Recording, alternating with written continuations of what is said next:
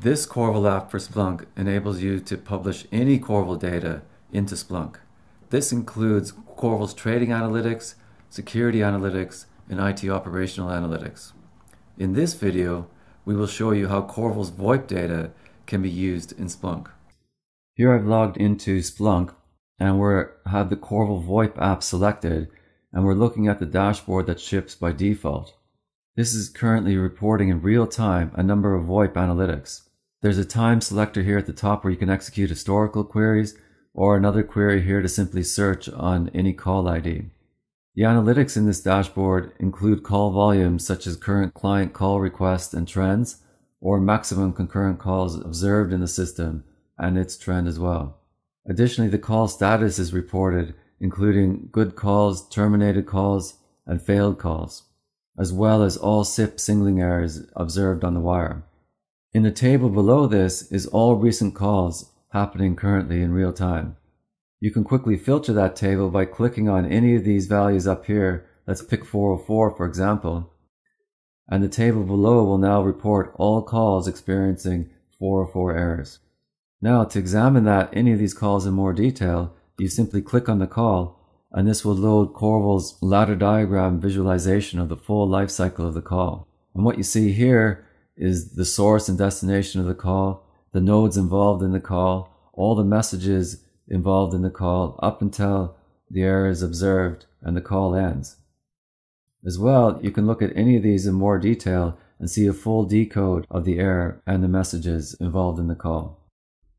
Additionally, unique to Corvil, you are only one click away from a packet capture export of this call. By clicking on the SIP here, this initiates a download of the captured SIP packets into a PCAP file. These packets have been discovered and stored on the Corvil appliance, and only the decoded contents have been published to Splunk, and this gives a link back to that and gives you one click to export packets to be shared with a third party to help troubleshoot and isolate problems like 404 errors. Now going back to the dashboard for a minute, the next table in here is ranking calls by their worst quality experience by the call. Here you can see a call that has experienced 3.41 as the MOS score. Corvil calculates this MOS score based on the real-time analysis of the media traffic, including jitter and loss of every single packet. Now to examine this call in more detail, again you simply click on the call and you're brought to the same ladder diagram visualization of the full life cycle of the call.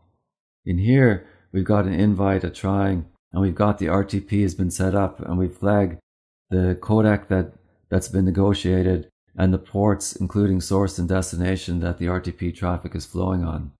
Again, you're one click and you can grab the RTP packets for this call and have a listen to them yourself in a third-party tool to verify the quality of the call. Additionally, by clicking on the link here, you are taken back to the call in the Corvil appliance itself. The reason to do this is that this passes a search to Corvil based on this call ID, and you've quickly got the full life cycle of the call shown in Corvil as well. But because Corvil has captured all the underlying packets, you can take a look at the RTP packets in detail without even exporting them for analysis. One click from here leads you to the analysis of the underlying packets. Here we've landed in the inspect data screen, and the packets have been loaded. For RTP, we're calculating a couple of key metrics like RTP jitter in both directions. Here we're seeing jitter over 200 milliseconds, which definitely impacts the quality of the call. And secondly, another key metric we report is any packets that are not marked as EF. Anything that's not marked as EF gets lumped in with the other traffic and causes queuing, which is always the underlying cause of jitter. So here we're seeing a ton of traffic not marked as EF. If you scroll down here, we've got the full decode details of the packets, including the DSCP marking. Here's a packet that's been marked as 0 rather than 46, which is equivalent to EF. And if you look at the details, in the details here you've got the exact IP address and port numbers of the packets that are not marked correctly.